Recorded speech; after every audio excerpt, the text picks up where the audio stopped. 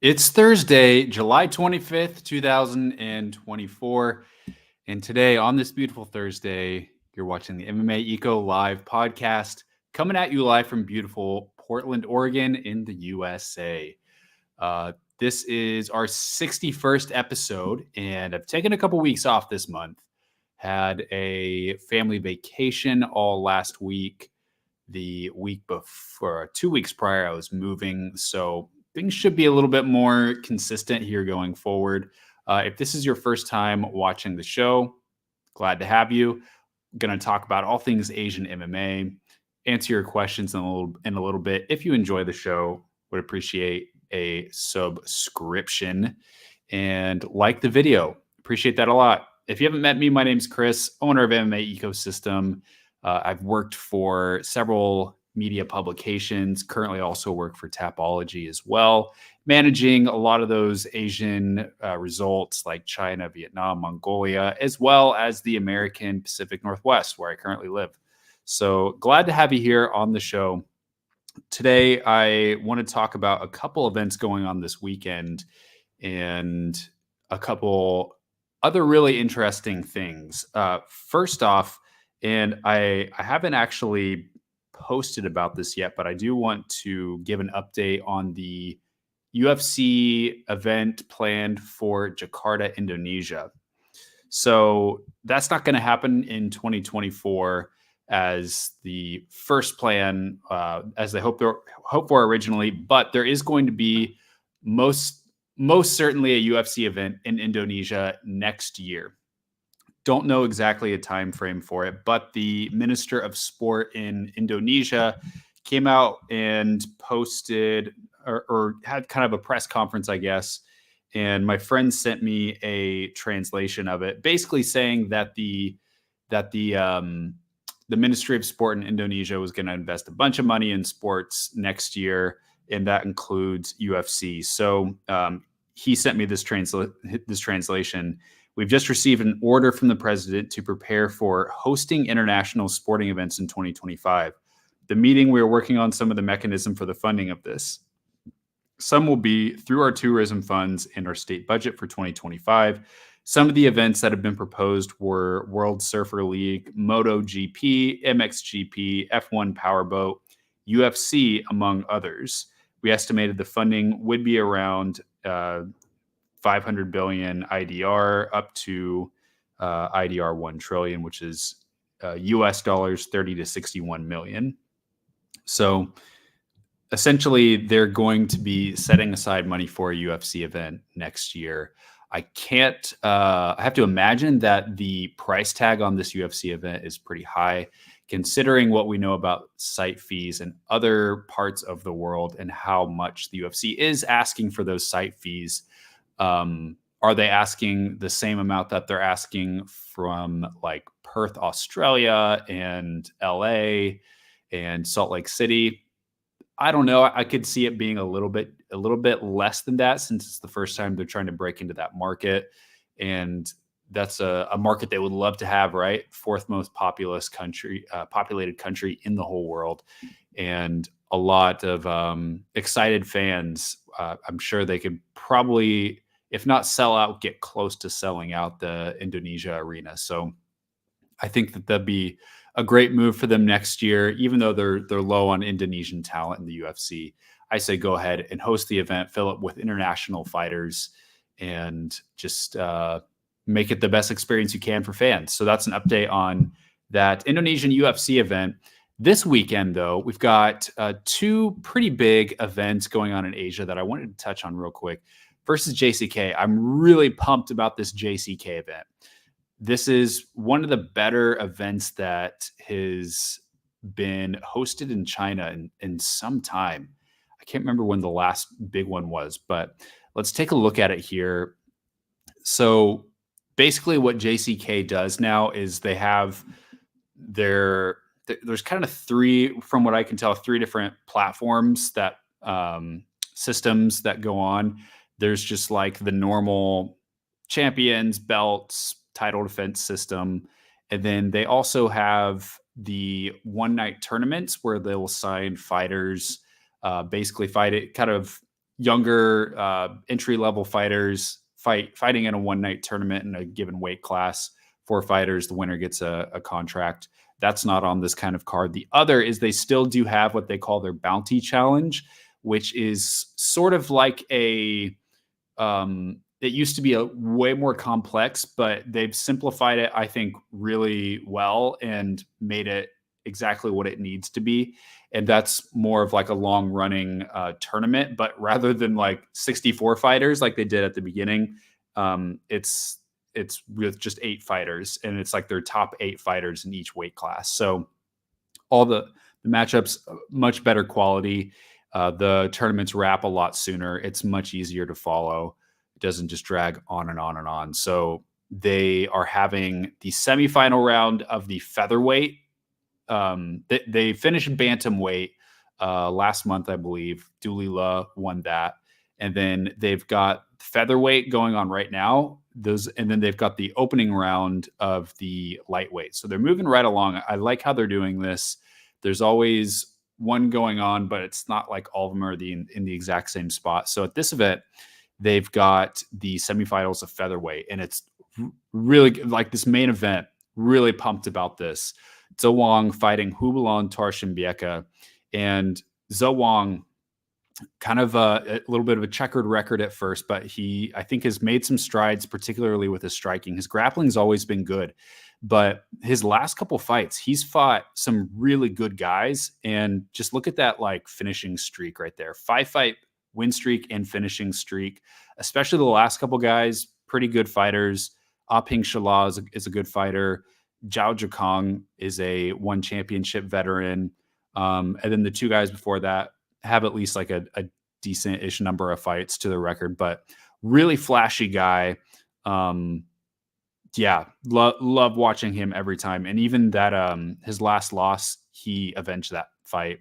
He avenged that loss by a head kick and knocked out Wilatsabieka. So he seems like his striking has gotten just really fluid, really fun, and he's got persona for days. I feel like if you're thinking about road to UFC next year, this is a guy that I would put at the top of my list to join that tournament. He's kind of coming into his own finally, and really just like everything you could want in a future prospect. And he's at the UFC PI as well. He's going up against China top teams Hubulon Tarshimbeka, who kind of like Zhou Wang had a little bit of a checkered record at first.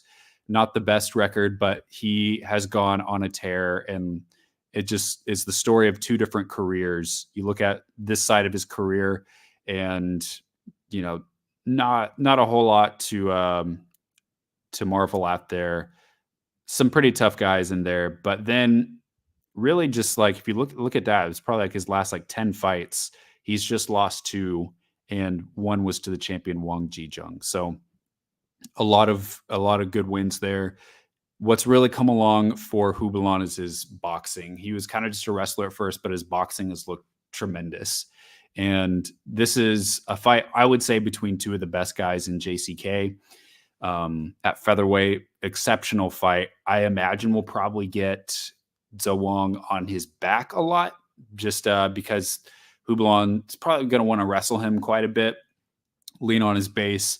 But Zhou Wang is really, really crafty on the ground, especially off of his back. So even if this does turn into a little bit of a lay and pray fight, I think you always got to watch Zhou Wang and what he can do off his back. So I feel like it'll probably be a pretty interesting fight. Nartai Kazabai, also a good prospect there on the other side of the featherweight semifinals. I had my eye on him for a while. Let's just take a look at his record real quick. He's gone on a nice win streak, hasn't lost in his last 7 fights, and fought some pretty good fighters there. Also a win over Zhao Zhikong, win over Ping Shala, win over Reginaldo Vieira, Brazilian guy, much more experienced than him. And yeah, he's starting to get more and more finishes in there. Look at that left cross, 10 seconds. So Nartai, he's a Kazakh Chinese guy. Definitely want to keep your eye on. I think he should have an easy time with Zhao Guoan. Going down the card, so this is the opening round of the lightweight tournament. You've got a couple really fun fighters here. Obviously, I've always been high on Ali Mulatabiyeka. He's the reigning JCK lightweight champion, and from what I can tell, this is not a lightweight title defense, which honestly would be kind of, I know it would be kind of like the Bellator way of things, right? To have the belt on the line at every round of the tournament. But they're not doing that, I don't believe. And so he's fighting Wang Hasong. I think this should be an easy fight for Eiley. Wang is a decent fighter, better than his 3-1 record would suggest, but I don't think that he's anywhere near the level of Eiley. So I think that should be another one in the bag for him. Just moving down here. Wang Chi, I don't think he's going to be the guy to win this whole tournament, but I do think that he could make it to the finals. He's a solid guy, really good Sonda striking. And then this guy right here is one that people are starting to have their eye on as well. Amanhali Gumingbai. He's another Chinese Kazakh, 5-2 record, but his last couple fights, he's won his last 4 and finished all of them. His last one was at the Ailash Pride event. Looked really good. Knocked this guy out cold, Jonabai Jomart, with a left hook. I remember that. So he's turning into kind of a violence machine. Definitely keep your eye on him.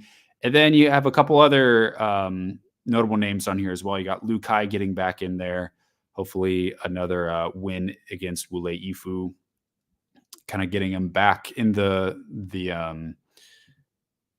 well, he won his first one at JCK and then dropped his last one fighting Hubulan Torshenbeka. So he's been on a rough stretch. Hopefully this is a little bit of a step back for him.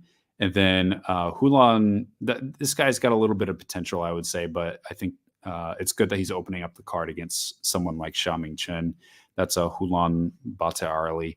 So let's see. JCK streams now on YouTube for free. Doesn't really get any better than that, guys. So pumped for this JCK card. And yeah, great fight out of China. Did you guys see the video? I posted it on my Twitter, but Jahar Biekanuar posted a video. This is in Guizhou, China.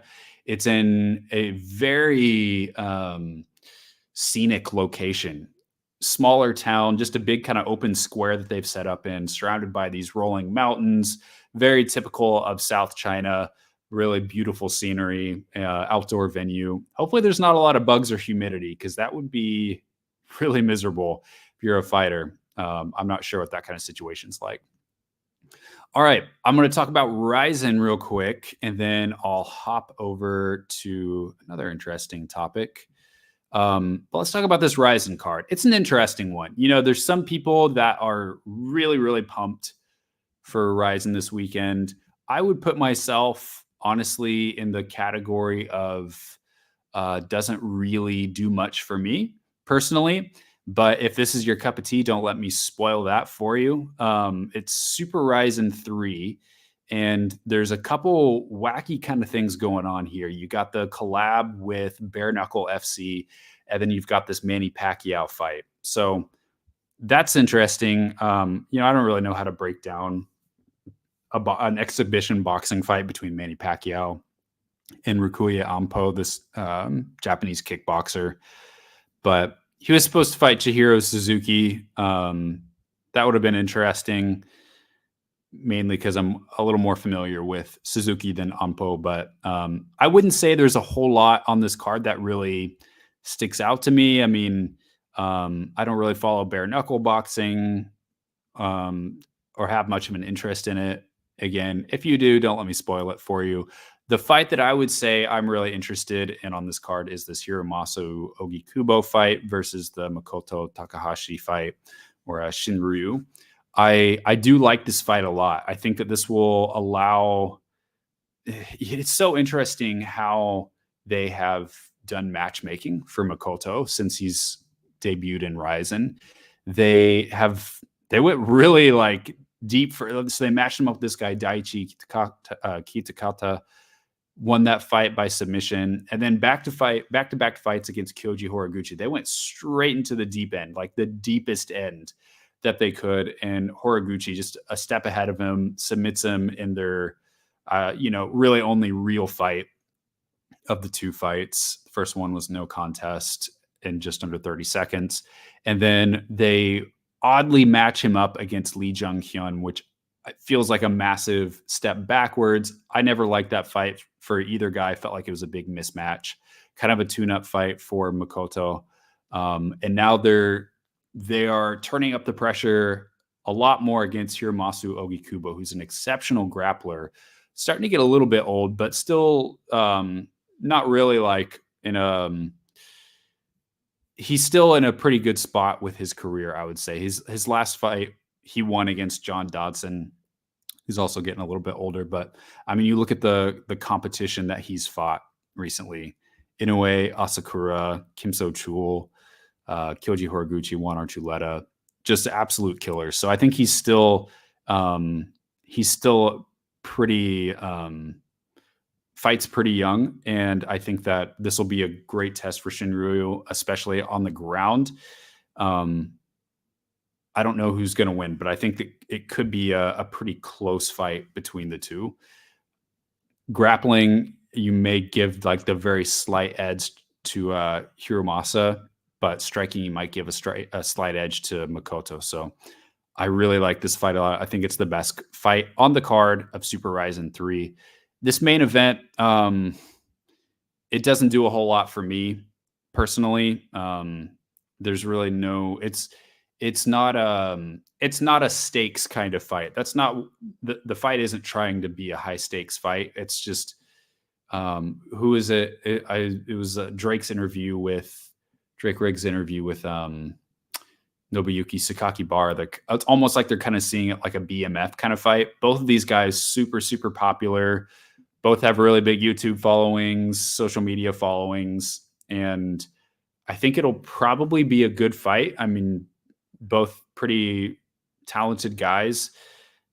Ren Hiramoto, still not a whole lot of MMA experience, so kind of a mismatch in that regard. And I think were they going to make it 5 rounds? I'm kind of confused on the rule set here. I thought for a second they were going to make it 5 rounds instead of 3.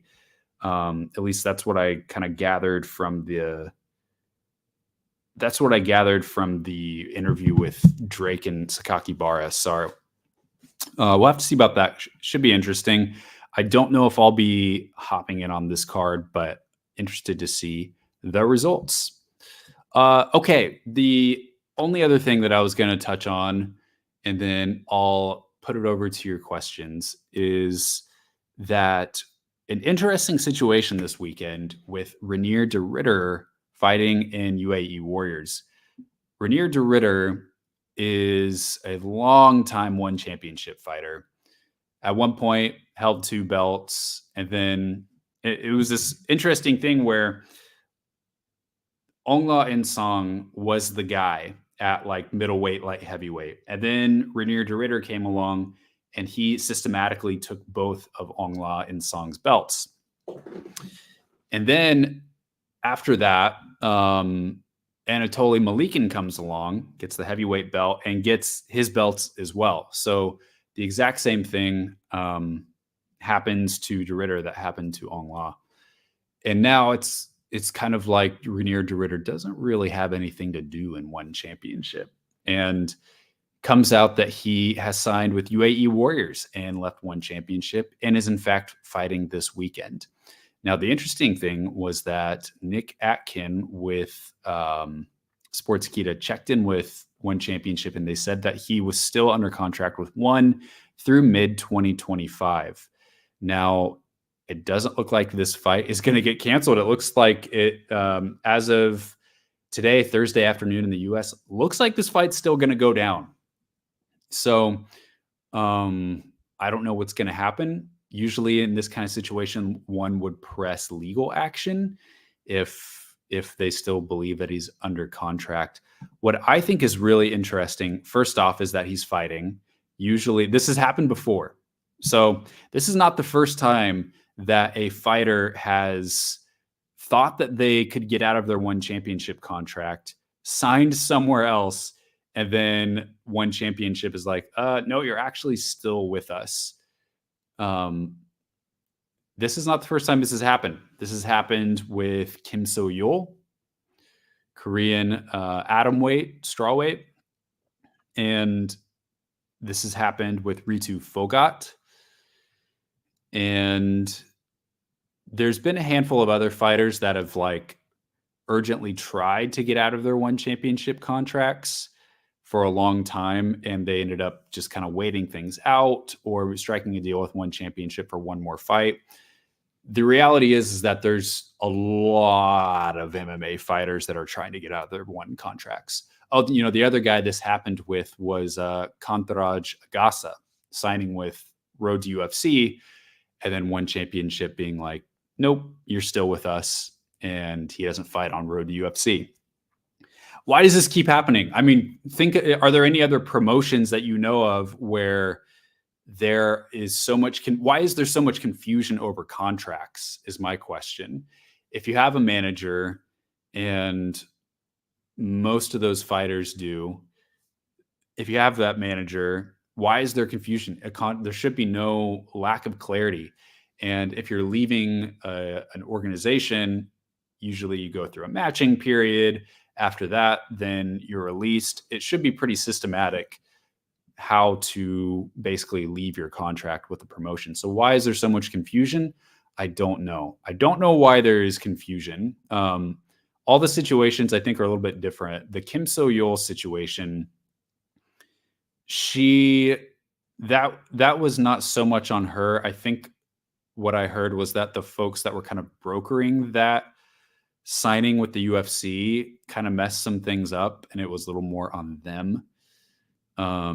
And then they actually did kind of like mess up what they did kind of breach the contract with one championship there. So if you go to the UFC website, you'll still see Kim So-yeol's name on there. She was supposed to fight a UFC Fight Night event last year. Then after that, she kind of pseudo retired. I think now she's just kind of waiting out her contract for it to just kind of die out or sunset. I don't know all the specifics on that. For Ritu, she had signed with a kind of weird, wacky Indian promotion called Kumite One League. That is a little bit more of a kind of a reality show. Are they pro fights? Are they not? I don't know. It was originally started by Mike Tyson, and they haven't put on any events in a while. So, she announces that she signed with Kumite One League, and then again, One Championship speaks up and says, "Nope, you're still with us." Why is there confusion? I actually don't know about that. And then, as far as I know, Ritu got married. She just had a kid a little bit ago. And so she's kind of, I think, on a long hiatus. I don't know if long story short, I don't think that it'll be anytime soon that Ritu fights again. Maybe she's waiting out her contract and kind of, I don't know. It's a convenient time to wait out your contract, getting married, and then have a kid. I don't know if that's what her plans are. I don't know that. So that's kind of a unique situation. And then Agasa, he is out of his one championship contract, it appears, but he's now with Matrix Fight Night. So I don't know what happened there. But he is fighting Chungreng Koren in the main event of MFN 15 on August 31st, which is an exceptional fight for the Bantamweight Championship.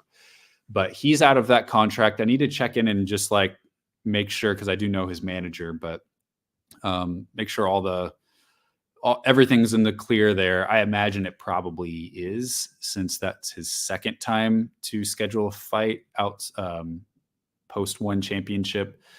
But yeah, so why does this keep happening? I don't know. There must be something unclear in the one championship contracts. What I do know is that one championship is hemorrhaging fighters. So many fighters are trying to leave and get out. Like, name another organization that is just losing fighters as quickly as one championship. High level fighters. I mean, we saw Segid Isagokmaev going opting to fight on Contender Series for a 10-10 UFC, 10,000 to win, 2,000 to show UFC contract over staying with one championship where he probably could have had a title fight in his next 1 or 2 fights and been much, maybe a star for the organization, as much as that means. So yeah, it seems like a lot of those Dominance MMA fighters managed by Dominance MMA, seems like a lot of them are trying to get out of the organization. Ali Abdelaziz has voiced his frustration with one championship on Twitter, and it seems like a lot of those fighters are leaving the organization. So there's a lot of fighters leaving. The contracts are unclear, and I guess we'll see what happens with the Reinier de Ridder situation. He's confident enough because in previous situations, I know that one threatened legal action against a lot of those fighters, and then they bowed out of those fights that they were scheduled with. So de Ridder is confident that he will not get in trouble with one. So we'll see how this unfolds. Very interesting situation we have on our hands, folks. All right, let's hop to your questions. Oh, by the way, this chair, this is a brand new chair that I got on Amazon Prime Day last week. And geez, this is like the best chair I've ever had. I'm slowly building the studio here. You'll notice nothing on the walls. That'll change. This chair is not only really comfortable, really good for your body. It's a gaming chair, so it's got lumbar support. It's got this head pillow. It's got a little footrest that extends. It's got a massager vibrator on the lower back, which is great. I basically was like, I need to make a studio and workspace that I can sit at for long hours and I don't want to leave. I tend to fidget around a lot, slouch down a lot, sit in weird positions. So I've gotten a setup that works for me. Finally, I've always just like worked from the couch. So yeah, exciting stuff. Let's look at your questions. So you're saying I like RIZIN, but why do they like freak show fights like Manny Pacquiao versus retired kickboxer Rukuya Ampo? It seems like they're paying Manny a lot of money despite not helping RIZIN. I think that's been one of the big criticisms is Manny Pacquiao's name helping? Is it really helping them a lot for this show? Does he alone command a lot of power? Because you know that if he's fighting, he's got to be paid a lot of money. And the guy is 45 years old, and Rukuya Ampo is 28. He said he was retired. I guess I don't know. I'm not really that familiar with him. I mean, I know he fought in MMA on New Year's Eve, but yeah, pretty long kickboxing record there. Yeah, I don't know. I mean, that's why I say the event doesn't really have a lot in it for me, but it sounds like it's here's the deal. It's just like, and I can only speak from an American point of view, but it's just like, if you're going to make an event that has at the very least names that people recognize, I mean, you say Manny Pacquiao's name, everyone I know is going to know who Manny Pacquiao is. So that's just the reality of it. I think they just wanted to make an event for the casual fan, maybe even more than the hardcore fan.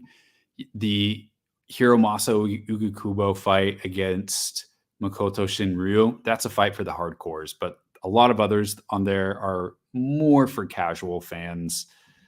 And I guess I don't really have a problem with that. And they've got 3 sports on here. They've got bare knuckle, they've got boxing and MMA. So it's just a different kind of event. And I think I'm okay with different promotions putting on different sorts of events. Every other RIZIN show has a little bit different feel to it. So, it's just their way of doing business. And I think they'll probably make a lot from it. I mean, the main event, I think, like the Pacquiao thing isn't even the main draw. I would say the much bigger draw is the main event. And outside of Japan, it's hard for me to really gauge how big this fight is, but people are almost like comparing it to the match. And I guess I think I always underestimate how big this fight it really is. And once the event starts, I think we'll really start to see like, yeah, how full the arena is. I haven't heard if it's sold out yet, but it probably is or will be. So I think that that's really the big thing. Both those guys just huge stars in Japan. The Mick Parkin of I'd rather be watching Lorenz Larkin. Is Lorenz Larkin a fighter that you like for his trickery, but is boring, or you just hate him or have never heard of him? I've heard of him. I wouldn't say I've watched his fights in a while, but like he's got some really great KOs. Is he kind of past his prime? Yeah, but like I think he's found a pretty good second home in Bellator, and really he's done great there. Since signing with Bellator, he's only lost 3 times and he's won 8 times.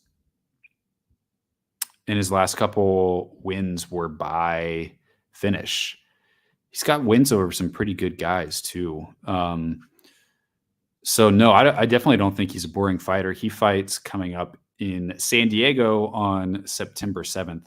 Just since I don't normally like, I watch UFC and then I watch a lot of Asian events. Sometimes I'll watch PFL events, but Bellator is typically streamed on platforms that I don't have. So I don't always watch the Bellator events unless I'm doing them for Tapology, and then we make it work for that single time. But no, I think he's an exciting guy. I'm part of the Chinese MMA community, and it's Leon Edwards Fight Week. Are you surprised that the Chinese MMA community really likes Leon Edwards? They often praise him for his strategies. Does he have a connection to Chinese MMA?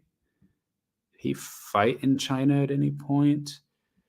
Let's see. Fought in the UK. Fought for Bama. I didn't know that he had any kind of connection with China or that MMA community. Yeah. I mean, you have to tell me why the Chinese MMA community really likes him a lot. He's a fighter that I personally feel indifferent towards. I think he is, a really one of the more intelligent UFC champions. He personally, I wouldn't say he's like one of my favorite fighters to watch, but a really smart guy for sure.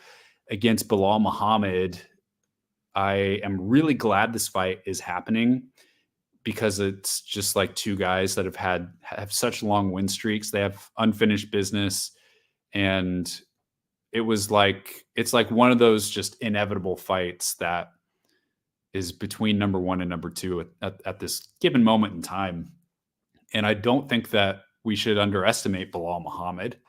He is a guy that kind of like Leon Edwards. Like a couple of years ago, I think Leon Edwards was the guy that people thought was boring and underestimated him a lot, maybe because he was boring. Because they thought he was boring. And I think Bilal Muhammad kind of fits that as well. So I honestly don't know if this is going to be the most exciting fight, but it'll be interesting. I don't know who's going to win because Edwards has good takedown defense, but Bilal Muhammad is an excellent wrestler, really, really strong pace. And I think if you're taking all the like thrill and excitement out of it, I think this is a really good and interesting fight.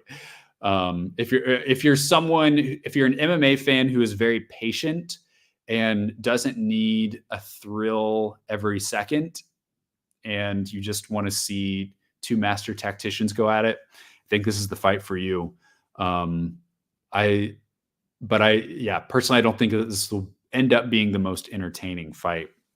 And the UFC knows this too, right? They kind of infamously didn't want this fight on UFC 300. They were basically like, yeah, Leon, you can fight Shavkat or these or Kamzat, these other guys, but we don't want this fight on UFC 300, even though both were healthy.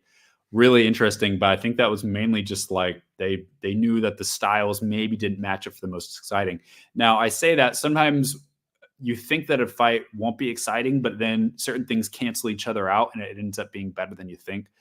I can only hope for that. Hopefully this isn't a fight that just sends all the UK fans that are up at 4:30 in the morning into their second REM cycle of sleep. So but no, hoping for the best for this fight. Really interesting. Yeah, just glad this fight is finally happening. What would your weirdest dream fight of similar styles? Mine is Linton Vassell versus Jailton Almeida. Can you think of a weird style matchup like that? I would say, well, we already had Shavkat versus Wonder Boy. I feel like my answer has to include Wonder Boy because he has just such a unique style and fights at a high level. A lot of guys with really unique styles don't always make it to the highest level, but we already had Wonder Boy versus Kevin Holland. That was a lot of fun. Let's do. Just looking at my rankings here. Ooh, what about Khamzat Chimaev versus Sean Strickland? I would love that fight. I mean, how that would be like, gosh, who would win that? Because you got to think that Sean Strickland's going to like land a lot on Chimaev. I think Chimaev would take a lot of damage in that fight, but like the pressure and physicality of Chimaev and just like, and he can hold his own on the feet. That would be a really fun fight. Just personality clashing. I think that would be great. I'm sure we'll get that fight at some point. I mean, Khamzat is still pretty new to the middleweight division. Hasn't fought a whole lot there. Hasn't fought a whole lot in general. So I would love that fight. Give me Sean versus Chimaev. Do I think Indonesian people will pay for UFC Jakarta? There aren't many Indonesian fighters in the UFC. I think they will. The price point, yeah, that's what's interesting because in Asia, the UFC has gone to Singapore, which is like a pretty like economically like one of the wealthiest, if not the wealthiest country in Asia. Japan, also a really like think of like wealthy country, and Indonesia, and they haven't gone to a lot of places in Southeast Asia simply because I don't know that they can charge the same high ticket prices that they would be able to in, say, Singapore or Japan or even Korea or China. So because of that, what's the site fee going to look like for UFC, and what are the tickets prices going to go for? I think that if they want to do like basically like, are they going to have to put on a huge card with title fights, kind of like UFC 275 in Singapore? They might, if they really want to like charge a high fee and sell out the arena, they might have to do that. Otherwise, if they're just putting on one of these, basically, I'm kind of comparing Jakarta to Singapore in terms of like fight card quality. Either you have that big pay-per-view, or they're kind of just like a mishmash of Indonesia or international fighters. They've had fight cards in the past in Singapore, kind of like this. They'll have a lot of Asian fighters on the card, but and that's what I wonder. A lot of the ticket sales may even come from people traveling from other Asian countries if they put a lot of Asian fighters on the card. I don't know. I mean, there's really no one that I would think of as like a worthy main event in terms of local or even Southeast Asian talent. So yeah, I mean, you're looking at Chinese fighters, Japanese fighters, Korean fighters in that main event. If you're doing a fight night show, if you're not doing a fight night show, then really anything goes in terms of pay-per-view main events and co-mains, things like that. So that's what's interesting to me. They said they set aside 30 to 60 million in USD for their events next year, all these sporting events. And the site fee I know for Singapore was 2 million. So if we're looking around that same number, then which could fit into that. I mean, 30 to 60 million dollars is a lot of money. And I don't mean to say, going back to what I said just a moment ago, I don't mean to say that like there isn't a lot of wealth, prosperity, good economic development in somewhere like Jakarta, but just like, yeah, Singapore, Japan, I think there's overall like a higher level of wealth to where you can charge like for this event, this RIZIN event this weekend, you can charge a little bit more for it. You can put it on pay-per-view and you can still sell out the Saitama Super Arena. And Indonesia just doesn't have a lot of those ingredients to be able to do something like that. So I would think that this would be seen as an investment for the Indonesian government. I don't know if they have a desire to sort of establish Jakarta as more of a fight capital, or a place that they can routinely host fights. That hasn't even been a place other than smaller kind of tennis arena things for One Pride. It hasn't really been a place to host MMA events. So, but will that change with the partnership with the UFC? Perhaps, especially if it goes well. It could be that the UFC maybe charges a little bit lower of a site fee with Jakarta for a couple events. If that goes well, then they can charge a higher site fee and overall higher tickets as well. What is your opinion of the platform Substack? I subscribe to Hey Not the Face and Kareem Zidane. Paying $10 a month for nuanced takes and thoughtful ideas seems worth it. It really is. And you really see what you see is a lot of people that don't fit into the traditional MMA media model, but don't want to get into something like YouTube or make a living off social media, are finding that niche. So it's great that there's that platform. The more ways that people can be paid, the more different options that media members have to make a living, the better. So I think it's great. Yeah, I subscribe to Hey Not the Face as well. It's really not that much money when you think about it, all that you get for it. You get these really long, like hour and a half long conversations that are really valuable information that you don't really get anywhere else, and answer like really like satisfies a lot of questions and conversations that I really like to have with MMA, and the same with Kareem Zidane as well. We'll probably end up subscribing to him sometime soon in the near future. So no, I think it's great. I would have to like build up a little bit more of an audience before I would personally do that. And then thinking through different kinds of content that would do well for that platform, but it's definitely not out of the question. Listening to Slack, he mentioned the idea of the formless fighter that can be perfect to foil their opponent at like Edwards and Zhang is not marketable. Do you agree?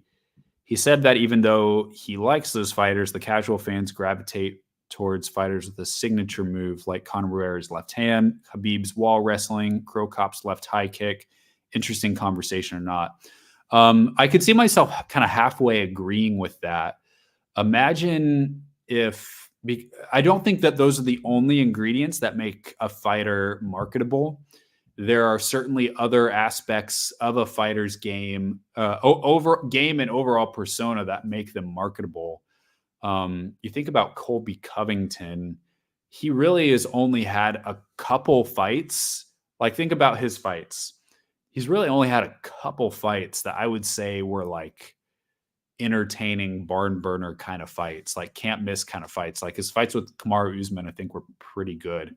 Other than that, he really hasn't shown a whole lot in the cage, unless you're a wrestler and you just really love that style, or a hardcore fan and you like to see that kind of skill. But towards the casual, his fighting style isn't really all that appealing. It was more of his persona outside the cage. So you do have to have something that distinguishes you, whether that's your personality or that is your fighting style. But so that's where I would disagree. I think where I agree though is that it's nice. It's good when fans know what they are paying pay-per-view level money for.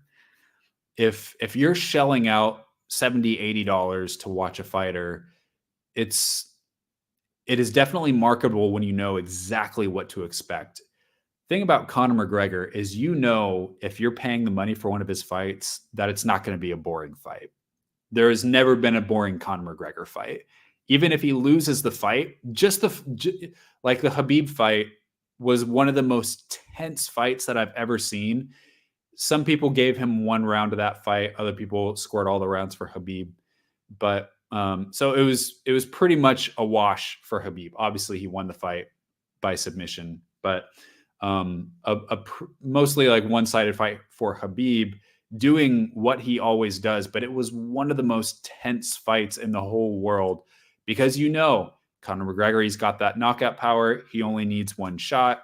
Khabib, not typically known as a striker, so is this going to be a mismatch on the feet? You knew exactly what to expect from Conor McGregor, plus the swagger, the personality, and the huge like grudge match factor that came into that fight as well. It was one of the most just like nervous and on edge, even though like both guys did what they did. It was just Khabib was way better at it and was a bad matchup for Conor McGregor. But yeah, I think knowing exactly what you're signing up for and what to expect from a fighter definitely makes them more marketable. Derek Lewis, another guy that there's been a couple misses, right? The Francis Ngannou fight but for the most part, the UFC knows we can throw this guy in any main event and he's probably going to just like clobber some dude like the Incredible Hulk, or he's going to get knocked out. Most likely. There's like a couple matchups out there that ended up not being all that exciting, but for the most part, he's a pretty reliable guy. So because of that, I mean, Derek Lewis and also just, his hot mic moments, like, what you're getting with him. And so you can reliably put him in main event after main event after main event. It's going to entertain people. So I think that there's some truth to that. And if you're a fighter, does that direct kind of the way that you conduct yourself? Maybe, maybe not. If you have a little bit more of a boring style, maybe you want to ramp up your personality a little bit to give yourself a little bit more interest and intrigue and job security, like the Colby Covington thing. But that's an interesting take for sure. Silly question. Ooh, excited. What would zero gravity MMA look like in your opinion? Would it just be people bouncing off the walls with both hands pointed at each other? Oh, I love that question. Someone's going to do that at some point. Someone's going to like bring a shipping container onto a plane and then like launch it out of the plane. And, it's going to be something that Russia does. They're going to have a big parachute on the shipping container and the two guys are going to fight, for however long it takes to get to the ground. Or the planes, they're going to go on a plane and the plane's just going to do a nosedive somewhere in Russia. I mean, I don't know the physics of like getting punched in zero gravity. Does that hurt? I imagine that should still like leave the same impact. If I was a fighter, I would definitely be trying to like grapple. Because the thing is like, you're not going to be able to, the impact may be the same, but throwing the punch, I mean, you think about the mechanics of throwing a strike. Your feet are planted on the ground. You're generating power from your legs through your hips, through your arms, or, it's all about your relationship with the ground is so much of where the power comes from for a strike. So it really wouldn't, you wouldn't be able to throw with the same impact that you would on Earth. So in some way it could be like, it would be an entertaining experiment, but if you're really trying to like win, you want to try and grapple someone. how that factors into like not having a relationship with the ground, that changes things too. You use the ground to use it for leverage, you push off, you sweep, all of that. So I think it would just be a lot of slipping and sliding around, to be frank. We can only hope that Russia will figure this out soon. Did I see Feng Tianhao lose in Korea? Yeah, I did. Never thought he'd lose that fight. I didn't either. It seemed to me like it was a pretty close fight, and maybe just, and I think, I'm trying to remember what happened in that fight. It was a couple weeks ago by now, but yeah, I think it was a split decision, if I'm not mistaken. Not too concerned about it. I mean, he's really young still. He's beaten some pretty good guys, and really just needs to like take some time off. Here's my beef, one of many with WLF, is that they put fighters in rotation. Like this year, they're co-promoting so much to where a lot of fighters are fighting really frequently. And if you've noticed, like they went from like winning all of their co-promoted or like China versus country matches to now they've like lost their last couple. The Black Combat event, which I'm seeing we don't have the results up on Tapology, even though I posted all of them on my website. I'm pretty sure China lost all of those fights. Feng Tianhao fought a guy named Yoon Ho Young, 5-3 Korean guy on a 5-fight unbeaten streak. And yeah, I think just barely got outstruck in that fight.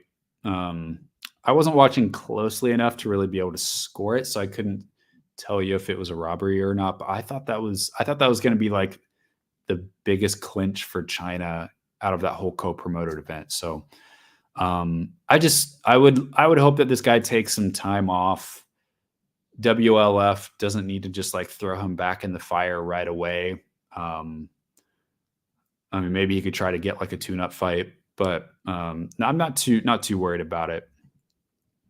We often talk about the toxicity of MMA content creators and fans alike. Can MMA become a sport like sumo wrestling or judo where the fans are less toxic, or is it the fan base that makes MMA great? Yeah, it's both. It's what makes MMA great, and the UFC, to their credit, I think has done a really good job connecting with fans and building a really passionate fan base, even if there is a lot of turnover in that fan base. But the dark side is the toxicity. So, sumo wrestling and judo are they're old, just ancient sports, really old sports, and they existed for so long without technology, computer, social media, whereas UFC was starting to get popular about the time that social media kind of started. Ultimate Fighter season 1 was 2005. I think it was that same year that Facebook became a platform. So kind of in step with social media. They've tracked with technology really well. They've connected to fans really well. So I don't think that there's any going back in terms of becoming less toxic, which is sad to admit, but I don't like, how is MMA ever going to become less toxic? Social media is something that is always changing, but it's not going anywhere. At least I don't think it will. Social media gives us a platform for toxicity. I don't know if like sumo and judo really have vibrant social media communities like MMA does, but no, I mean, MMA is always, it's a rough and rowdy sport, and it always will be. And it's never going to be like baseball. It's, as much as the PFL wants it to be, it's never going to be like a classy sport, and so with that, the toxicity is just going to come with it. And it's just, all it's becoming is more and more politicized too. It's more and more becoming less a space for everybody and more You get the politics of the people that are not only compete in the sport but run the sport. You get their politics mixed in with everything, and so it caters more towards a certain kind of political taste. And I mean, if the only way that is going to change is if, if Dana White retires, or the political landscape of the US and not just the US, but around the world, like kind of political moment that we're in. If that changes, then maybe some of that will affect MMA in a positive way. But I am not optimistic that things will get any less toxic anytime soon, unfortunately. As you know, MMA and WMMA list came out today. I found it funny, the outrage that Weili was on there despite being ranked number 7. Do you feel her legacy will be like RDA, where people are mad when they're at top but happy when they're no longer winning? You're talking about ESPN, I think, right? I think you're talking about ESPN. Ooh, I have a update. This is a timely update that you guys will be interested in. I'll give you in just a second. So let's see. I don't always put a lot of stock into these lists. ESPN MMA. Right? It was that one.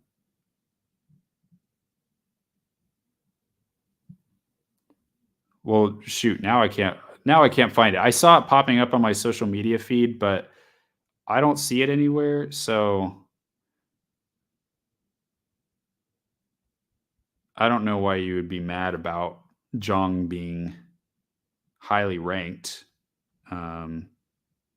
I mean, she's a UFC champion, for crying out loud. And as far as I remember, the top or number 2 pound for pound ranked fighter with UFC. So,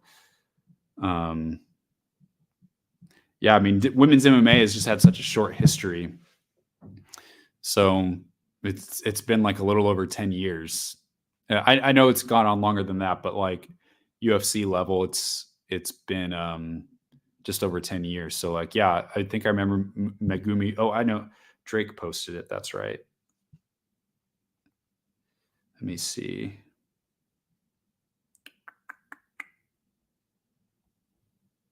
Okay.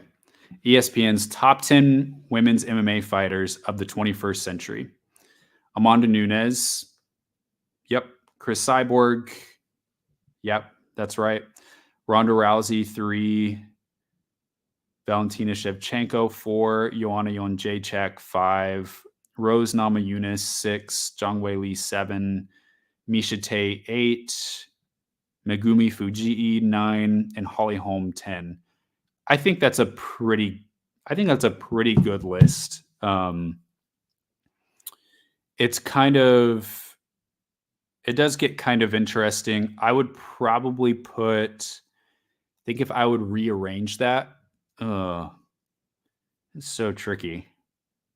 The numbers that I'm confused about is numbers 5 through 7, which is Joanna, Rose, Zhang, because Rose has beaten both Joanna and Zhang. Is that right? And Zhang has beaten Joanna twice, but lost to Rose twice. But Rose has lost a couple recently. I know she's on a 2-fight win streak, but she's lost a handful of times, more than a lot of the other fighters on this list. So it's hard to know where exactly to place Rose. Yeah, she's got 2 wins over Joanna. So I feel like Joanna may be a little bit too high on the list. Maybe I would put Joanna underneath. I would go, I mean, it feels weird to put Rose at number 5, but it just seems weird to put Joanna over both Rose and Zhang when both of those fighters have beaten her twice. I know we're starting to get into some MMA math kind of stuff, but it just seems weird to rank her above that. But also, I don't really get that emotionally invested into lists like these. So, I mean, it's ESPN's opinion. And I was happy to see Megumi Fujii on there, the only fighter outside the UFC to be on this list. But I mean, yeah, I mean, it's obvious that Zhang should be on there. I would rank her higher on that list personally. What do I know? What's your opinion on the UFC being an arm of Donald Trump's campaign rally, while at the same time, ironically saying that they're apolitical? I find it weird they make a walkout for Trump during events. Yeah, I may have talked about this before. I mean, it's almost like that's what I was talking about with the alignment. And I think in the past when I've answered this question, I think it's like, if you're the UFC, you're giving your fans an experience that will make them happy and make them enjoy the event. And for the most part, like Trump, he always gets applauded at UFC events, no matter if it's in Florida or New York, New Jersey, wherever it is, even in areas that are more left leaning as a whole, like in the Northeast. He's still applauded. It's just the UFC, batting a home run to their fan base. It's activating the fan base. I mean, there's so many other figures that were instrumental in helping the UFC along the way, like Donald Trump, but there are other people like Donald Trump along the way that have done really big things. But Donald Trump is the only one that is, I mean, even close to being honored in this kind of way. So they've obviously, it's not just what he's done for the UFC, and it's not just Dana White's friendship with him, but it is also a marketing choice to activate their fan base and give what they believe. I mean, the UFC marketing machine has got to be extremely sophisticated, where they know, I mean, good marketing, you define exactly what your ideal customer is. You know exactly how old they are. You know what other shows they watch. You know what their lifestyles are, and you know how they vote. And when you're choosing sponsors and choosing how to shape your product, you're doing it with the lowest common denominator of all that fan base. So that's all it is. The choice to feature him on a broadcast is more than just honoring someone in the UFC's history, honoring one of Dana White's friends, but it is activating a fan base as well. So I think that's really what it is. And is there a bigger conspiracy than that? I don't think so. I think that's really all it is. And people seem to like it. I mean, you see fighters posting pictures with Trump. It's buzz. It's positive energy going around at the event. And yeah, it's not going anywhere anytime soon. Unless Trump gets put in jail, then he wouldn't be able to be there. Just saw a trailer on Weibo about Zhang Weili's new documentary called Unstoppable. Have not heard about that. It's about her journey from Rose 1 to Carla, and the trailer almost made me cry. Do you think people will have a change of heart if they see her story of overcoming injuries, training, bigotry, and lots of heartbreak? As long as it is available and circulated on English media, because it seems like Zhang Weili is taken care of in China and well appreciated there.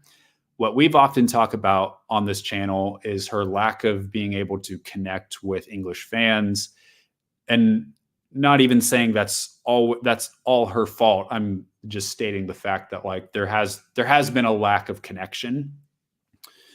That I think could go a long way. So when that comes out, I mean, I will do my part to share it around, and I will watch it. Hopefully if it's produced in Chinese, that hopefully there's at least subtitles for it. But yeah, I mean, if it's solid, then I will definitely I'll definitely encourage people to watch it and share it around for sure. And by the way, update on Whaley that I just saw on social media. My friend Bert MMA on Instagram, who overall is a pretty solid follow, I would say. This he posted just now, and I would have to also check. I'd also want to check this to see exactly what was said, but it does check out. It says the UFC confirms to Tatiana Suarez that she will be next to fight Zhang Weili for the 115-pound belt, but have not given a date for that fight. That was from on Sirius XM Fight Nation. So apparently she was on Sirius XM, Tatiana Suarez, and I looked at their account and it says, from my understanding, I'm supposed to be fighting for a belt next. So let me see if I can even just show that to you. I don't know if I can, but let's see here. Sirius XM.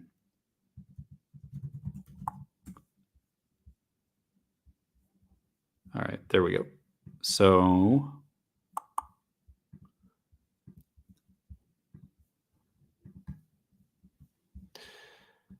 this post right here, it's wanting me to log in, and I'm on a different kind of browser. Anyways, check it out for yourself. It sounds like she is probably getting the shot next. She was scheduled to fight Amanda Lemos back in LA last February. Got a minor injury. But the fact that they are telling her that and she's expecting that tells me that she's probably healthy or healthy soon. And so probably by the end of the year, we will get that fight. When are we going to get it? I would think probably so 306 is a no, September. 307 in Utah sounds like it already has Holloway, Topuria, and Pennington versus this is women's bantamweight for you. I can't even remember who it is. Versus Juliana Pena. So are they going to put a third title fight on that? Not really sure. Then you got Abu Dhabi. They could do it there. You've got New York. I think is probably the most likely candidate. That seems like a good place to do the fight. And then you've got 310 at the end of the year in December, which I would think would be in Las Vegas. Probably not going to be on that event just because that I would guess would be the Conor McGregor, Michael Chandler fight. And there likely won't be title fights on that card. So I would say my guess would be look for Suarez Zhang on UFC 309 in New York City.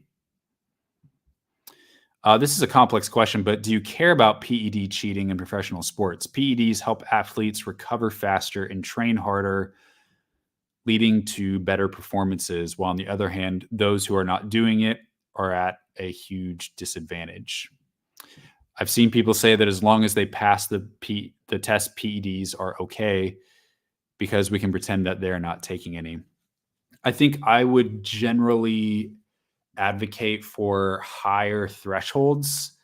And I think the process, like the suspension process and like the substance list, like I think I would be more lax with it than it is currently at. And I think what should be done is to like put in laws to prevent extensive use of PEDs that are clearly there just to bulk up. And in the meantime, work with fighters that are using PEDs to recover from injury. Work with them, keep everything above ground, like, yeah, take the high road there and just like stay in communication with fighters who are using it to recover. I haven't necessarily worked through all the complexities of what I'm saying, but I would in general I would want to prevent fighters from extensive PED use that would dramatically change their physique, things like that. But it doesn't, I don't know, it just doesn't upset me a whole lot. I feel like most athletes have the ability to get their hands on things, and there's no evidence that using PEDs makes things more dangerous for anybody. So I would just say follow the evidence for the most part. I mean, yeah, there's just no evidence like, well, fighters are going to get hit harder in the face. Well, that's what a heavyweight fight is like. You know, but if so, raising threshold levels, I think would be something I would be in favor of. We don't need to be getting people in trouble and suspending people for picograms.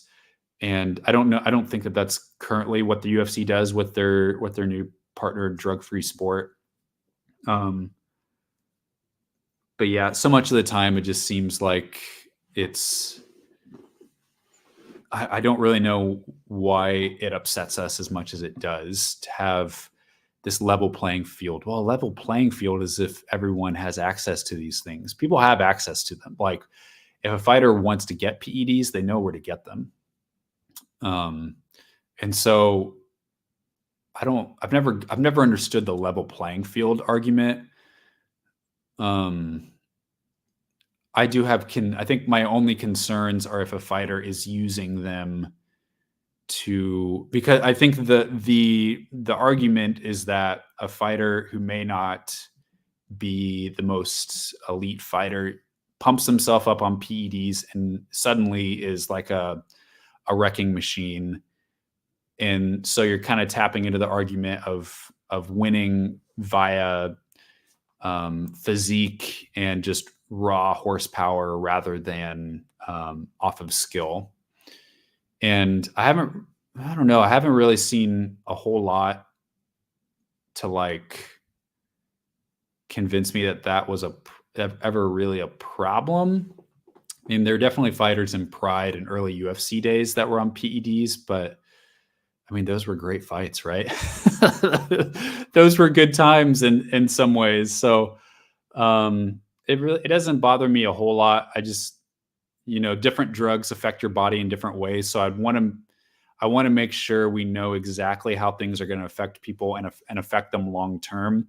And maybe the best way to do that is to raise threshold levels a little bit, but to still have threshold levels. I'm not saying that there aren't holes somewhere in my argument or opinion, but yeah, I think every fighter takes something, whether it's approved or not, but something to like improve their performance. And so what's the line, whether that's just supplements or eating a really high protein diet, what's the line between taking supplements and a high protein diet to PEDs? Like what is really the line there? I don't know if I really know.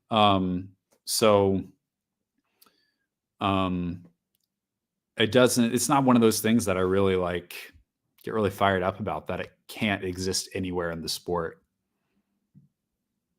Have you ever watched a fight not caring for the result, but just enjoy the display of high-level MMA?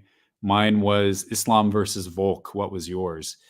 Yeah, there's been a lot of those. I mean, a lot of like Dustin Poirier's fights. I do really like Dustin Poirier personally, but anytime he's fighting like a Justin Gaethje or a Max Holloway, like those kind of fights, and a lot of Max Holloway's fights in general, like you're going to get a good fight.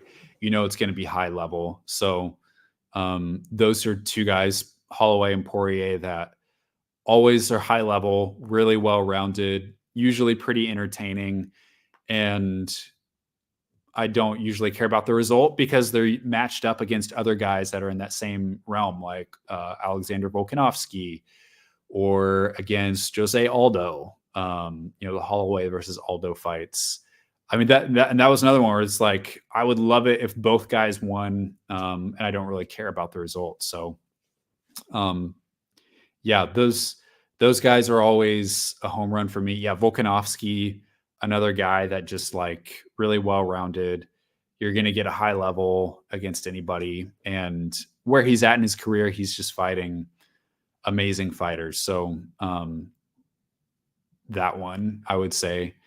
And for those are also fighters that I know, like, even if they lose the fight, they're not probably going to get embarrassed. And most likely they're going to like bounce back well just because they train and prepare so well.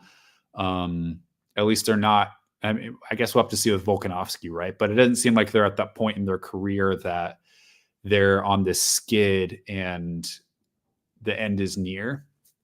So, yeah, those are fighters that it's like, I don't root for them in the way that I am like, I have a lot emotionally invested on them winning, but they're really likable fighters that, yeah, and like DC Cormier, those were fights too that I think are exceptional heavy. When you're talking about heavyweight fights, there are so few heavyweight, especially heavyweight title fights, where it seemed like there was like a really, really high level of well-rounded skill all the way around. DC versus Stipe, those were great heavyweight fights. Prohaska versus Teixeira, that was a fight going into it where I was like, want both guys to win, don't want either to lose. Their styles match up well. This should be a barn burner, and it totally was. Either guy could have won that fight. Just to give a few examples. Leon Edwards does not have any connection with China, but on Douyin, I have seen a lot of content about him. They're quite fascinated with his strategies. That's really interesting. I wonder why that is. Does the idea of an uncrowned champion really annoy you? Yeah, it kind of does. Leon is the current champion, but Shavkat is claimed by MMA media as the uncrowned media champion, and they say that they'll easily beat him. Disrespectful. I have, that is one thing that does irk me. I know a lot of things I'm like, oh yeah, this doesn't bother me. The idea of an uncrowned champion, it would have to take a really, really special situation. Like, say you have a champion that is scheduled for a title fight, they miss weight by a really small amount, or there's a scale error, and then the now vacated belt champion wins that fight, then I would kind of call him or her the uncrowned champion. Cause it's like, I mean, their next fight's going to be for a title.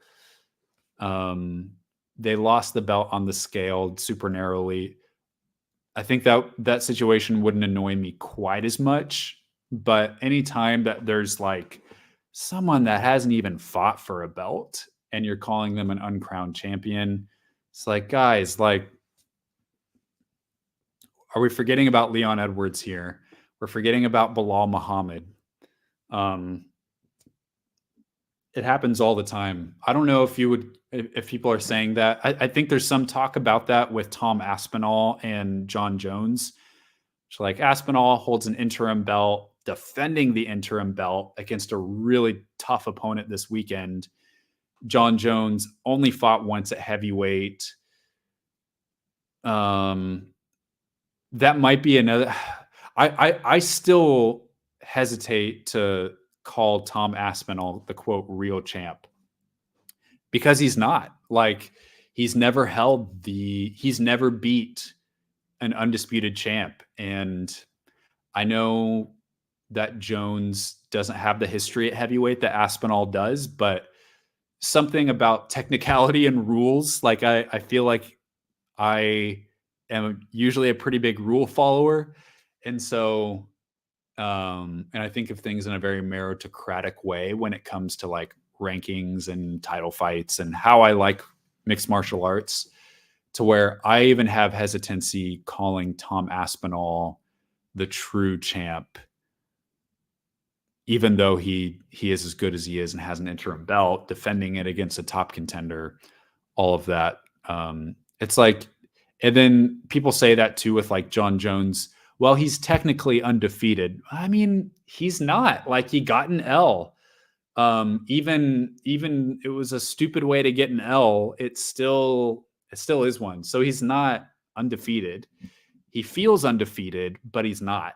And so people make all these like weird statements of like, well, it's a split decision loss, but we all know he won the fight. And like, no, like it's still a loss. Like a loss is a loss. It may not rub you the same way that like a clean KO would, but like the facts are the facts, and the numbers and the stats, they are what they are. So I just hope that in a perfect world, the most perfect world with Jones Aspinall wins the fight with blades and doesn't get banged up doing so.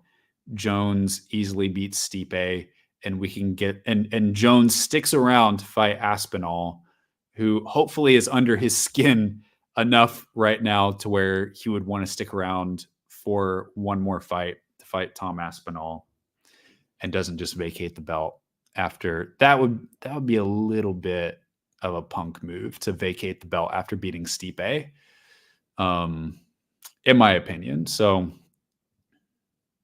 yeah, dumb claim for sure. Khamzat versus Strickland is a great weird fight because as much as I hate Strickland and Khamzat, Strickland does have good takedown defense and has cardio. Yeah, it's just an all-time weird fight. They matched up Strickland versus Costa in June, and that was always a fight that I was like, I don't know if this is going to be as good of a fight as people expect. Costa has had a little bit of a trouble pulling the trigger recently, and Sean Strickland is only as exciting as I think his opponent is. So with Costa sometimes unwilling to pull the trigger, it wasn't the best fight, but I think that would be different against Chimaev. I saw on YouTube that if you do threads on X, Twitter, it'll grow your audience because people who go on X seem to like threads. Have you seen engagement when you make a thread?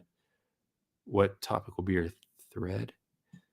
Just that sounds like you're just asking about like, is it good for your engagement to make threads on Twitter rather than just several posts? Perhaps. I'd have to look into that more. I always felt that sometimes if you make a thread, sometimes the post in that thread could get buried. And it only matters if you have an interesting thread, something that people actually want to follow. So that's the other side of it too, is it has to be something that you really bait people with and that they really want to hear about, either a long-winded opinion or in something that's going on in real time that they want to follow, which I haven't really like. That hasn't really been something that I do a whole lot. I don't post a whole lot of like long opinions on X. I don't post a lot of like live tweeting something that would merit a thread. I'll live tweet fights sometimes, but I don't know if like a thread is always the best for that, because a lot of other people are live tweeting at the same time. And so you may get kind of lost. Your points may get kind of lost in that, but I'll have to look into that for sure. Well, you said, what would your thread be on? I don't know. I mean, I think it would have to be an opinion. Yeah. I mean, I could always take one of the things that I'd opened these podcasts with and turn it into a thread, like the Reinier de Ridder kind of thing. Perhaps. Another silly question. We know that MMA and combat sports is very sketchy as a sport because of its exploitative nature. What's your opinion on Fight Circus, where yes, stupid, but they rarely get hurt? Oh, I love that stuff. I love Fight Circus. It's there's like absolutely just this place in, you can hardly even call it combat sports, but just the broader fighting circle for just like the stupidest shit. And I love Fight Circus. I've watched a couple of them, and I've even like done results for fight. One of the funniest things I ever did for, I think it was for MMA Sucka, was I did results for a Fight Circus event, and it was like so hard to know how to record like the typical format of recording MMA results, but doing it for Fight Circus was so funny and fun to do. No, it's great, especially when you get like an experienced fighter in there doing something really, really stupid. I think it's hilarious. Long live Fight Circus. Unlike BKFC, where they match up old guys and get knocked out, and cause even death to hype up a prospect. Well, I don't know if there's been anyone die from bare knuckle. Bare knuckle really isn't for me. And again, if you like it, don't let me dissuade you from it. I'm not saying it's like morally wrong to like it. I mean, I like MMA, for crying out loud. It's a really violent sport. But personally, it's like bare knuckle does seem to ramp up the violence even more. And maybe I'm sounding really soft by saying this. I don't care. But yeah, just like the damage that it does to a fighter's hand is pretty intense. And again, I know I watch MMA. People get beat up bad there too. But yeah, the damage to the hands, and I think, yeah, the matchmaking too sometimes is a little bit problematic for me. Like you said, older fighters getting back in there, fighters that have washed out of the UFC, fighting in a really, really violent sport. It feels, if anything, more violent than MMA.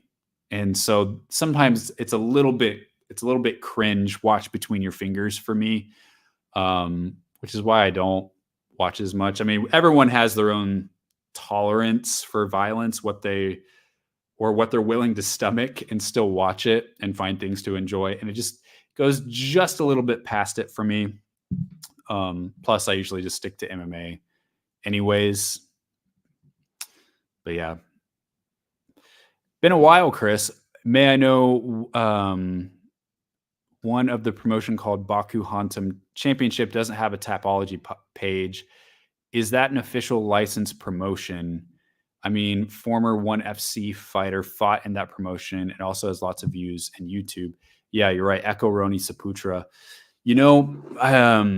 I may look into that. I work for Tapology, but I stay glued to the regions that I've been assigned. So I don't have any, it's out of my jurisdiction to manage Indonesian events, but it is a little bit odd that we don't have that in there. This actually ties in pretty well. I'm looking that up to verify that myself. Tying back to the original conversation about Reinier de Ridder, fighters leaving the organization, Echo Roni Saputra, you're right, fighter that fought for ONE Championship, and then he fought for this organization. Yeah, I am familiar with this organization.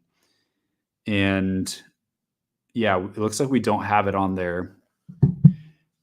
At the very least, we should at the very least, because Tapology still does have, it has a, you asked about being a licensed promotion. There's not really a license for that. I mean, if you're going to have an event in Indonesia, like, you have to be whatever sanctioned by the commission there. But even if, so the question I originally had was, is Echo Roni out of his ONE Championship contract? Or is this some kind of like mixed rules exhibition thing where they're letting him do it? Either way, Tapology they have a classification for both custom rules, and they also have a classification for exhibition. So either way, we still ideally should have it up there. I don't know Echo Roni to be able to like really find out if he is out of his one championship contract, because I know that organization was a Baku Hantam championship. They have different fights with different rules on them. And I think some of their own kind of custom rule stuff. It seemed like the Ekoroni Saputra fight was a full MMA rules fight. So I thought it was a pro fight.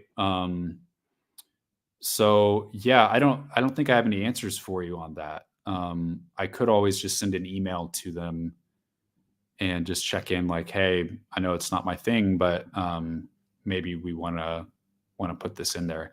I think they're having an event coming up in the near future again, right? If I'm not mistaken. So I'll keep watching that for sure. Is it good to be cynical as a person, not just in MMA life? Nope. I don't think it's good to be cynical. You can be you can ask questions, you can be inquisitive, and it's okay to be pessimistic on some things. But overall, I think if your overall disposition is cynical, if you're finding that you're cynical on a lot of things, generally I would think it's pretty hard to be like overall happy in life and also be really cynical. There is something, I think, naturally as you get older, you are in some ways will become more cynical because you expect that good things will happen. You find out you get let down over and over and over, and you start to understand, I can't expect these good things. I can't expect these good outcomes. And I have to be more pessimistic or even just more realistic on my expectations. That is a part of getting older, maturing, is naturally having a more realistic view of the world. However, that's different from being cynical. And I feel like that ties into your mood and your overall disposition in life of like,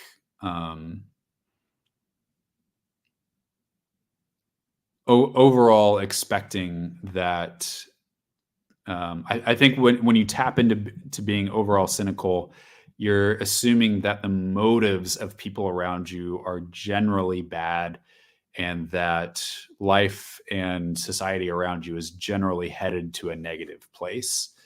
And some of that may be true, but something that I have seen a lot in MMA media is that there is a lot of honestly really talented MMA media members that have been around for a long time, really good at what they do. But there's a lot of like really cynical people. We talk about fan burnout in MMA. People stick around for a little bit, then they flame out of MMA as fans. There are some hardcore fans that have been around for 10, 20 years, but there's also a lot of fan turnover. Media members, however, if you've chosen this as your career, it may be harder for you to get out. And so you can become really cynical towards MMA or towards a lot of things in general.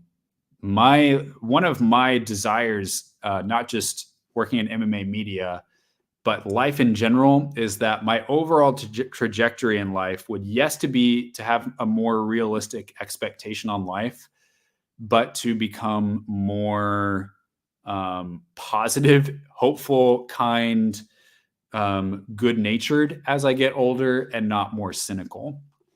And that is much easier said than done. You have to surround yourself with people that are in that same frame of mind. Again, that doesn't mean that you separate yourself from reality, but it's all about your perspective, and it's all about what you can reasonably control in your own life. And I realize there are people that go through hard things that shouldn't have been done to them, that create this sort of cynical outlook in their life. And I'm not saying that like those sorts of people should just get over those negative experiences. I know, there's a lot more that meets the eye when someone has that more cynical outlook, but I think that you can be realistic on what is going on in the world around you, but still be happy in life. and be getting happier and becoming a more peaceful, less angry person in life. And I don't think that I have like the ultimate cheat code to know how to do that, but it's swimming upstream. Becoming less cynical in life as you get older is an uphill battle for sure. And some of that for me, there are people that I consciously choose not to follow on social media for the only reason that they're too cynical for me. And I feel like as I surround myself with really cynical people, that I naturally become that way as well. And so I really curate the kind of people that I'm allowed to shape and form me, because the reality is that we're all shaped and formed by the world around us and the people that we allow to speak into our life, whether that's in person or through a social media feed. So this is probably a little bit more than you're asking for, but I think I want to be happy in life, and being a cynic is not the path to be happy. And so I have a lot more thoughts on that. I could probably talk your ear off for another 30 minutes to an hour about that. But man, I don't want to grow into a cynical MMA media member. And if I feel like that is unavoidable for me, then it's time for me to leave. But there's just so many people in the space that I look around at that I'm just like, I feel like you really don't like this sport. You really don't like anyone that's in it. There's no joy that you get from it. And it really is just like punching the clock for you. And I don't want to be there. Ideally, I'd like to have a career that I kind of enjoy. You have your good days and your bad days, but and your good seasons and your bad seasons. But overall, I would love to be able, I chose this, right? I chose this because I love the sport. And if it gets to a point where all the fun and joy has been totally sucked out and I don't think it can ever come back, then it's time for me to leave and find something different. It's a sport. It's a game. Why are you sticking around if you're so angry about it? So, I don't need that kind of negative energy. And I try to enjoy MMA as much as I possibly can. And I've curated my whole experience, my career around things that I really enjoy and give me joy. And for now, it still does. And I don't know if it always will, but, and that's so much of the questions you all ask me tie back to that. They tie back to are you paying attention to this? Did you see this happened? This or that? And I'm like, no, I didn't, because I don't really follow these things, because I'm trying to enjoy this as much as I can. That would change if I ended up, working for a bigger company that gives me assignments where I kind of have to pay attention to things. It's an advantage and definitely a privilege of working for yourself for the most part. So, we got to push back on the cynical current that we swim in, for sure.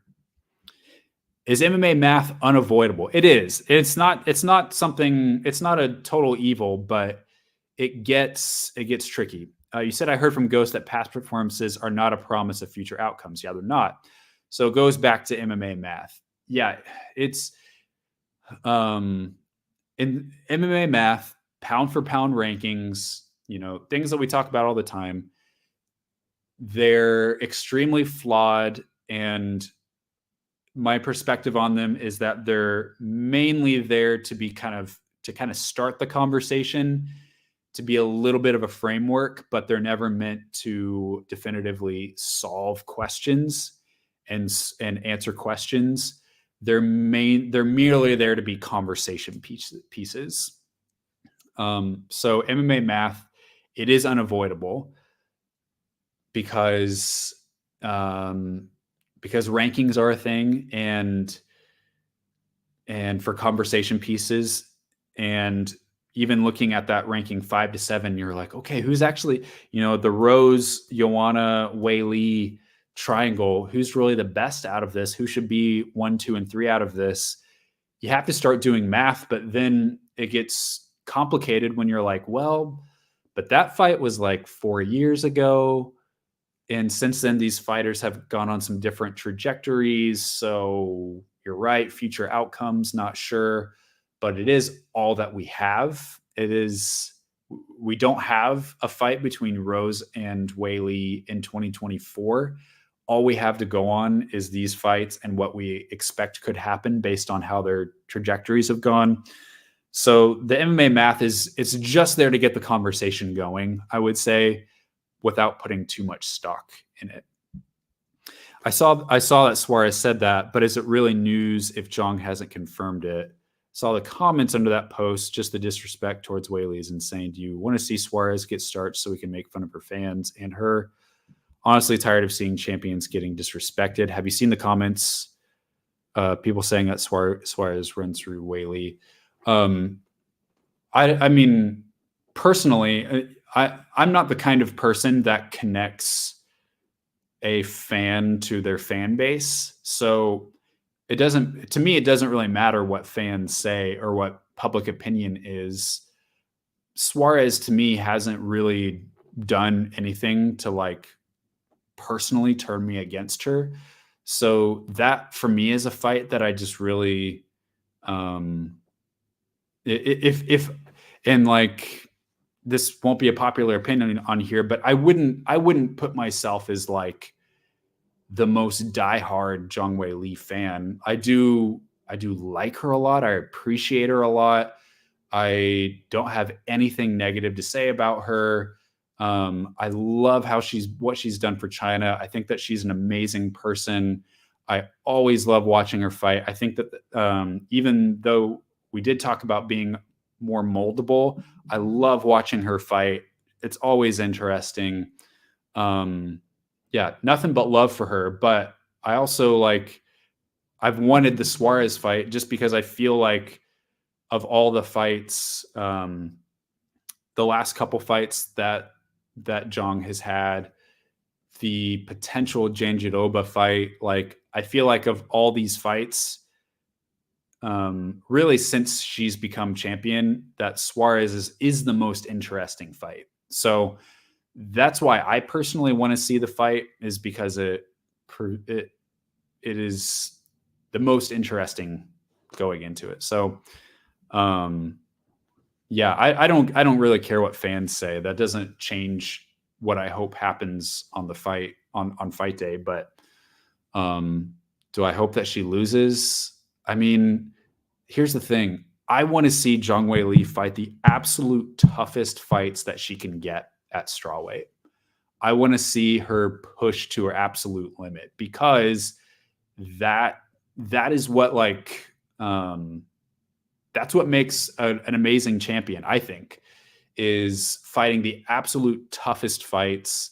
And that's going to overall elevate you as a fighter, as a brand, as a champion, as an all-time great. The Limoges fight, I didn't really feel like did a lot for her. The Yan fight was interesting in that it was a China versus China fight, and that some of those kind of narratives, there was a few things that Yan brought to the table, but overall, I felt pretty confident that Zhang was going to win the fight. She did. Even the Sparza fight, I felt like was going to be a slam dunk for Zhang. I felt like it really worked in her favor. But this is a fight that I'm like, this seems close, at least on paper to me, hardest to predict. And so I really want it to happen. So is it news if only one source confirms? No, the news is not that the fight is done. The news is that Suarez is saying that she has heard from the UFC that she's getting the shot next. So, or that's what the UFC wants to do. Now, look at the Alexa Grasso versus Valentina Shevchenko situation. The UFC made this whole season of Ultimate Fighter and is pitting these two together and, willing this fight to happen. But obviously, it's not going to happen if Shevchenko doesn't want it to happen, or if it doesn't happen on her terms. I feel like if she was like gung ho about this fight happening, then we would have already gotten this main event announced. I mean, think about it. For the main event of the Sphere card on September 14th, we still do not have the main event for that. There's still time, plenty of time. Tickets aren't on sale. But yeah, I don't think I would be shocked if it happens at this point. I think we're probably going to get Grasso versus Manon Furo at the Sphere. UFC wants the Shevchenko fight, but I don't understand why Shevchenko is being the way that she is. And that's a whole thing. But my point is that even if the UFC wants a fight to happen, you still have to have both sides buy into it. I don't know why Weili would not want the fight to happen, because Suarez is a top contender. There's a lot of that's like clearly the fight that like the most amount of people, at least from my perspective, want to happen. So I don't know why she wouldn't want the fight. She may have her reasons. He said Weili hasn't said anything. This is, he said, she said, I doubt that it's going to be made on Suarez's terms. Well, it sounds like Suarez is saying that the UFC has told her that they want to make that fight. And I think that's the news, which, again, a fight has to be, she said that it hasn't been offered yet. So she hasn't gotten a contract. She hasn't gotten a date. And it has to be like Weili has to be healthy, ready to fight, all of that. You're right. All those things. The only news is that, because why that is news is because last weekend, Vina Jandiroba beat Amanda Lemos, submitted her, had a great performance. And there were some people that were saying like, oh, it looks like maybe Jandiroba's next. And there was this other viable contender, but why that's news is just that Suarez is just like, yeah, it's going to be me next. You know, it was different than just a fighter saying like, than like Sean Strickland being like, well, I'm obviously the next contender. I'm not going to take any other fight but a title fight. When it's like, I don't know if the UFC's actually said that to you yet. So, because you got Robert Whittaker in the mix too. So I guess we'll have to see. A lot of steps before that fight would be made. A long ways to go for that, but at least seems like from the UFC's end, that's what they want today, July 25th. All right, friends. That was episode 61 of the MMA Eco Live podcast. Hopefully next time we see each other, there'll be a little bit more on the walls behind me, a little bit of color behind me. The studio is coming together. I'm looking forward to watching UFC 304 this weekend. Usually these UK cards are a lot of fun. A lot of great fights on the card. Also looking forward to JCK, catching probably as much of RIZIN as I can. Whatever else is going on, you can find it on my website, MMAecosystem.com, for the whole schedule, recap results, all that good stuff. A lot of that stuff comes to my site first before it goes anywhere else. And so be checking that this weekend. Appreciate all of you. And until next time, enjoy the fights.